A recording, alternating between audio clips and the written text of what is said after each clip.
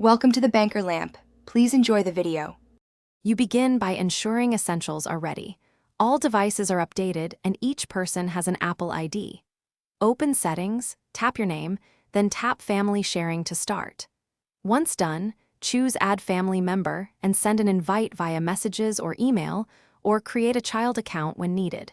Make sure you select Purchase Sharing now so Apple Music can be shared. You do this because Family Sharing ties subscriptions to the organizer and lets everyone access Apple Music without separate plans. Next, you switch on Apple Music Sharing.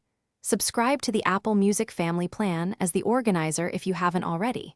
Then go back to Family Sharing and confirm Purchase Sharing is active so subscriptions are visible to members. Each invited person must accept the invite on their device, tap Join, and sign in with their Apple ID.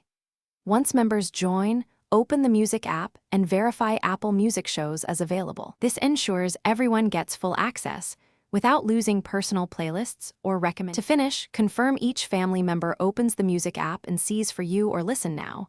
This means Apple Music is active for them.